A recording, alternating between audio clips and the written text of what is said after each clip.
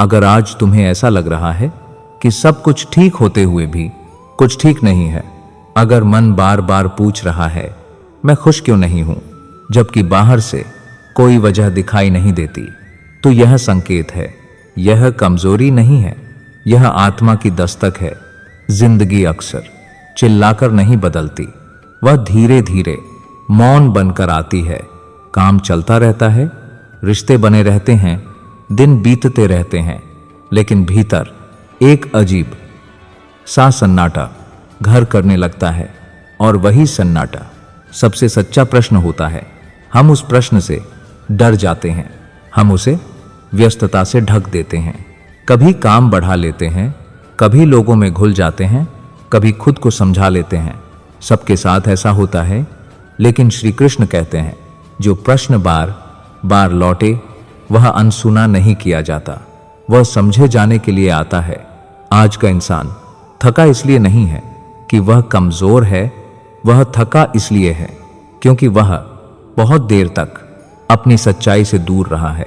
जब तुम वह बनने लगते हो जो तुम नहीं हो, तो आत्मा थक जाती है, और आत्मा की थकान नींद से नहीं मिटती। कभी ध्यान देना, सबसे ज्यादा उलझे हुए लोग वही होते हैं जो सब कुछ सही तरीके से कर रहे होते हैं। उन्होंने नियम नहीं तोड़े, मर्यादा नहीं लांघी, लेकिन खुद को कहीं खो दिया। और जब इंसान खुद को खो देता है तो सब कुछ पाकर भी खाली रह जाता है। श्री कृष्ण कहते हैं जीवन का उद्देश्य सिर्फ निभाना नहीं है, जीवन का उद्देश्य जाग कर जीना है। लेकिन जागना आसान नहीं होता, क्योंकि जागने के लिए पहले यह मानना पड़ता है कि हम सो रहे थे। हम में से ज्यादातर लोग जिंदगी नहीं जीते, जिंदगी चलाते हैं, जैसे कोई बोझ ढो रहे हों।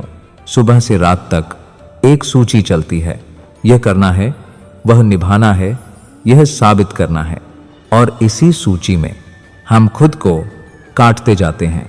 जब मन पूछता है मैं कहाँ हूं, तो हम जवाब नहीं देते, क्योंकि जवाब देने के लिए रुकना पड़ता है, और रुकने से हमें डर लगता है। हमें लगता है अगर रुके तो कहीं पीछे न रह जाएं। लेकिन कृष्ण कहते हैं जो कभी नहीं रुकता वह अक्सर गलत दिशा में बहुत दूर निकल जाता है। जीवन जब तुम्हें थोड़ा सा रोकता है तो वह सजा नहीं देता, वह अवसर देता है खुद से मिलने का, अपने मन को सुनने का, अपने चुनावों को फिर से देखने का। लेकिन हम उस अवसर को दबाव समझ लेते हैं। कई बार भगवान तुम्हारे रास्ते से कुछ लोगों को हटा देते हैं, कुछ सहारों को कमजोर कर देते हैं, कुछ योजनाओं को अटका देते हैं, और तब तुम्हें लगता है कि सब कुछ तुम्हारे खिलाफ हो रहा है, जबकि असल में सब कुछ तुम्हें भीतर की ओर ले जाने की तैयारी कर रहा होता है। यह भीतर की यात्रा शोर में नहीं होती, यह होती है चुप्पी में, जहां कोई तुम्हें समझाने नहीं आता, जहां कोई तुम्हारे फैसले नहीं लेता, जहां सिर्फ तुम और तुम्हारी चेतना आमने सामने होते हैं। और यही वह जगह है जहां इंसान या तो खुद से भाग जाता है या खुद को पा लेता है। लेकिन यही एक डर जन्म लेता है, अगर मैंने भीतर की आवाज सुन ली तो क्या बदल जाएगा? क्या मुझे कुछ छोड़ना पड़ेगा? क्या मुझे कोई कठिन सच स्वीकार करना पड़ेगा? इन्हीं सवालों के साथ यह यात्रा अब गहरी होने वाली है। जब भीतर की आवाज उठने लगती है तो जीवन हमें अचानक नहीं बदलता, वह पहले संकेत देता है, बहुत सूक्ष्म संकेत, लेकिन हम उन्हें समझने के बजाय अनदेखा करना चुन लेते हैं। क्योंकि संकेत समझने का मतलब होता है कुछ स्वीकार करना, और स्वीकार करना सबसे कठिन साहस है। पहला संकेत होता है जो चीजें कभी खुशी देती थीं अब वही बोझ लगने लगती हैं। वही काम, वही लोग, वही दिनचर्या, सब कुछ चलता तो है, लेकिन मन उसमें ठहरता नहीं। कृष्ण कहते हैं जब आनंद चला जाए और सिर्फ आदत रह जाए तो समझ लो आत्मा आगे बढ़ना चाहती है। दूसरा संकेत होता है मन बार बार थकान की ओर लौटता है, बिना ज्यादा मेहनत के भी थक जाना, बिना ज्यादा दुख के भी भारी लगना। यह शरीर की नहीं, चेतना की थकान होती है, क्योंकि तुम वह जीवन जी रहे होते हो जो अब तुम्हारे भीतर सच नहीं रहा। तीसरा संकेत होता है अकेलेपन का बढ़ जाना। भीड़ में भी लोग आसपास होते हैं, बातें होती हैं, हंसी भी होती है, लेकिन कुछ भी छूता नहीं। कृष्ण कहते हैं जब बाहरी आवाजें भीतर तक न पहुंचें तो समझ लो भीतर कुछ बदल रहा है। चौथा संकेत होता है पुराने जवाब नए सवालों के लिए पर्याप्त नहीं लगते। जो बातें पहले तुम्हें समझा देती थीं, अब वही बातें खाली लगती हैं। तुम पूछने लगते हो इस सब का अर्थ क्या है? और यही प्रश्न आध्यात्मिक यात्रा की पहली सीढ़ी होता है। लेकिन यहीं पर अधिकांश लोग रुक जाते हैं।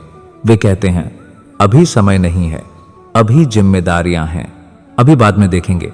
और जीवन मुस्कुराकर कहता है ठीक है। फिर वह संकेत और स्पष्ट कर देता है, कभी रिश्तों के रूप में, कभी असंतोष के रूप में, कभी अचानक रुकावट के रूप में। क्योंकि जो बात धीरे से नहीं समझी जाती वह जीवन जोर से समझाता है। श्री कृष्ण कहते हैं जीवन में सबसे बड़ी भूल यह मान लेना है कि जो चल रहा है वही सही है। सही वह नहीं होता जो चलता रहे, सही वह होता है जो तुम्हें भीतर से जीवित रखे। जब पुराने रास्ते काम नहीं आते तो डरने की जरूरत नहीं। यह इस बात का संकेत है कि अब नया रास्ता बनने वाला है। लेकिन नया रास्ता तुरंत दिखाई नहीं देता। पहले धुंध आती है, पहले अनिश्चितता आती है, और वही समय विश्वास की परीक्षा होता है।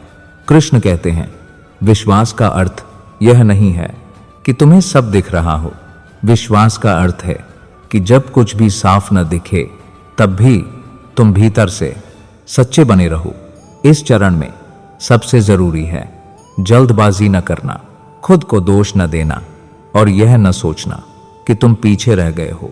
दरअसल तुम अब उस जगह आ गए हो जहां से सच की शुरुआत होती है। लेकिन अब एक और गहरा प्रश्न उठता है, अगर यह बदलाव जरूरी है, अगर पुराने रास्ते वाकई पीछे छूट रहे हैं, तो फिर नया रास्ता कैसे चुनें, किस भरोसे आगे बढ़ें? इसी प्रश्न के साथ यह यात्रा और भीतर उतरती है।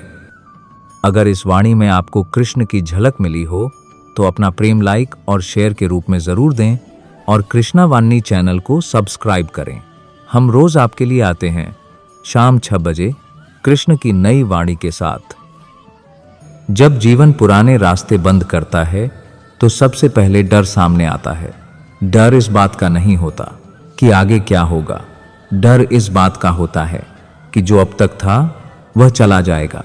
आदतें, पहचान, लोगों की राय, और वह नकली सुरक्षा जिसके सहारे हम अब तक जीते आए हैं। श्री कृष्ण कहते हैं डर अज्ञान से पैदा होता है और विश्वास अनुभव से। जो व्यक्ति सिर्फ सोचता है वह डरता है, और जो व्यक्ति चलना शुरू कर देता है वह धीरे धीरे विश्वास सीख लेता है। डर हमेशा तुम्हें पीछे खींचता है।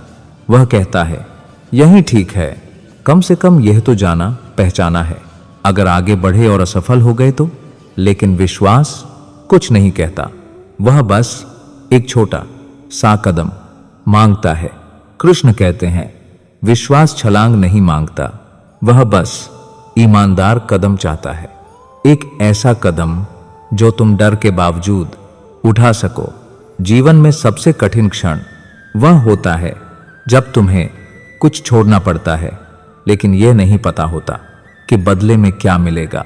यही वह क्षण है जहां अधिकतर लोग पीछे लौट जाते हैं।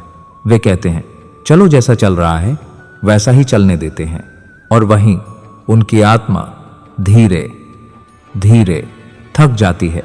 श्री कृष्ण कहते हैं जो सिर्फ सुरक्षित रहने के लिए जीता है वह कभी पूर्ण नहीं जी पाता, और जो सिर्फ डर के कारण रुक जाता है वह जीवन को अधूरा छोड़ देता है। डर का एक और चेहरा है, लोग क्या कहेंगे। अगर मैंने यह रास्ता चुना तो लोग समझेंगे या नहीं, अगर मैं बदल गया तो लोग मेरे साथ रहेंगे या नहीं। लेकिन कृष्ण कहते हैं लोग तुम्हारे जीवन का पूरा भार नहीं उठाते, फिर उनके विचारों को अपना मार्गदर्शक क्यों बनाते हो? विश्वास का अर्थ लोगों को छोड़ देना नहीं है। विश्वास का अर्थ है अपने भीतर की आवाज को लोगों के शोर से ऊपर रखना। जब तुम डर के साथ चलना शुरू करते हो तो शुरुआत में सब कुछ गलत लगता है। मन बार बार पीछे देखने को कहता है, लेकिन अगर तुम थोड़ा और चलते हो तो एक अजीब सी शांति धीरे धीरे उतरने लगती है। वही शांति पहला संकेत होती है कि तुम सही दिशा में हो। कृष्ण कहते हैं, शांति कभी गलत रास्ते पर नहीं मिलती।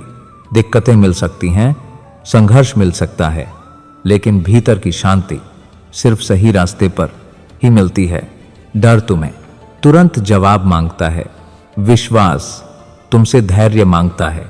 डर कहता है अभी सब समझ में आना चाहिए, विश्वास कहता है अभी बस सच्चा रहो। और जीवन हमेशा विश्वास की बात सुनता है। जब तुम यह समझने लगते हो कि हर उत्तर आज नहीं मिलेगा, लेकिन हर उत्तर अपने समय पर मिलेगा, तब मन हल्का होने लगता है। तब तुम हर चीज को नियंत्रित करने की कोशिश छोड़ देते हो। कृष्ण कहते हैं, जिस दिन तुमने नियंत्रण छोड़ना सीख लिया, उसी दिन जीवन ने तुम्हें थामना शुरू कर दिया। लेकिन यहां भी एक अंतिम भ्रम रहता है। लोग सोचते हैं विश्वास का मतलब है कुछ न करना, सब भगवान पर छोड़ देना। लेकिन यह विश्वास नहीं, आलस्य है। सच्चा विश्वास कर्म से जुड़ा होता है। तुम चलते हो पूरी ईमानदारी से और परिणाम ईश्वर पर छोड़ देते हो। यही संतुलन है, यही कृष्ण दृष्टि है। अब तुम यह नहीं पूछते कि क्या होगा, अब तुम पूछते हो मैं इस क्षण में सही क्या कर सकता हूं। और यही प्रश्न तुम्हें डर से बाहर निकालता है। लेकिन यात्रा यहीं समाप्त नहीं होती, क्योंकि जैसे जैसे डर कम होता है, एक नई स्थिति आती है, एकांत, जहां लोग कम हो जाते हैं और तुम अपने साथ अधिक होने लगते हो। और यही एकांत या तो तुम्हें डरा देगा या तुम्हें पूरा कर देगा। इसी मोड़ से यह है यात्रा अपने अंतिम चरण में प्रवेश करती है। जब डर थोड़ा कम हो जाता है और विश्वास धीरे धीरे भीतर जगह बनाने लगता है, तब जीवन एक नई अवस्था में प्रवेश करता है। एकांत यह वह समय होता है जब लोग कम हो जाते हैं, शोर धीमा पड़ जाता है और तुम अपने साथ ज्यादा होने लगते हो। यही वह जगह है जहां अधिकतर लोग भ्रमित हो जाते हैं। उन्हें लगता है कि वे अकेले पड़ गए हैं, लेकिन श्री कृष्ण कहते हैं अकेलापन और एकांत एक नहीं होते। अकेलापन तुम्हें कमजोर करता है और एकांत तुम्हें पूरा करता है। एकांत में कोई तुम्हें समझाने नहीं आता, कोई तुम्हारे निर्णय नहीं लेता, और यही उसकी सबसे बड़ी शक्ति है, क्योंकि पहली बार तुम अपने जीवन की जिम्मेदारी खुद उठाते हो, न किसी को दोष, न किसी से अपेक्षा। श्री कृष्ण कहते हैं जिस दिन मनुष्य खुद के साथ शांत रहना सीख लेता है, उस दिन वह दुनिया के किसी भी शोर से डरता नहीं। एकांत तुम्हें खुद से सवाल पूछने देता है, मैं क्या चाहता हूं, मैं क्या सह सकता हूं, और सबसे जरूरी, मैं क्या नहीं कर सकता। जो व्यक्ति अपनी सीमाएं पहचान लेता है, वह जीवन में बार बार नहीं टूटता। अब तुम हर रिश्ते को अपनी जरूरत से नहीं, अपनी समझ से देखते हो। तुम सबके साथ ठीक रहते हो, लेकिन खुद को किसी पर टिका नहीं देते। और यही संतुलन आत्मिक स्वतंत्रता है। कृष्ण कहते हैं जब तुम लोगों से कम और सत्य से ज्यादा जुड़ जाते हो, तब जीवन अपने आप सरल होने लगता है। इस अवस्था में दुख आता है लेकिन टिकता नहीं, आनंद आता है लेकिन अहंकार नहीं बनता। तुम कर्म करते हो पूरी निष्ठा से, लेकिन परिणाम को अपनी पहचान नहीं बनने देते। अब जीवन तुमसे कुछ साबित करवाने नहीं आता, अब जीवन तुम्हें सिखाने आता है छोड़ना, स्वीकार करना और सहज रहना। श्री कृष्ण कहते हैं शांति का अर्थ समस्याओं का न होना नहीं है, शांति का अर्थ है समस्याओं के बीच स्थिर रह पाना। अब तुम यह नहीं पूछते कि मेरे साथ ही ऐसा क्यों। अब तुम पूछते हो, ठीक है, अब इससे मैं क्या सीख सकता हूं। और यही प्रश्न तुम्हें पीड़ा से ऊपर उठा देता है। धीरे धीरे तुम्हें समझ आने लगता है कि जीवन का उद्देश्य किसी मुकाम पर पहुंचना नहीं, बल्कि हर पड़ाव पर जागृत रहना है। जो जाग गया वही वास्तव में जी रहा है। अगर इस पूरी यात्रा में कहीं भी तुम्हें लगा कि यह वाणी तुम्हारे भीतर किसी गहरे सच को छू गई है, तो समझ लेना तुम सही समय पर यहां पहुंचे हो। यह वीडियो तुम्हें बदलने नहीं आया था, यह तुम्हें याद दिलाने आया था कि तुम कभी टूटे नहीं थे, तुम बस थक गए थे। जब भी जीवन भारी लगे, जब भी मन डर और शोर में उलझ जाए, तो एक पल ठहरना और भीतर से कहना, हे कृष्ण, अब मैं भरोसे में हूं। फिर देखना जीवन तुम्हें वही नहीं देगा जो तुम चाहते हो, लेकिन वह तुम्हें वह बना देगा जो हर हाल में स्थिर रह सके। जय श्री राधे कृष्ण। कृष्ण की कृपा सदैव आपके साथ रहे।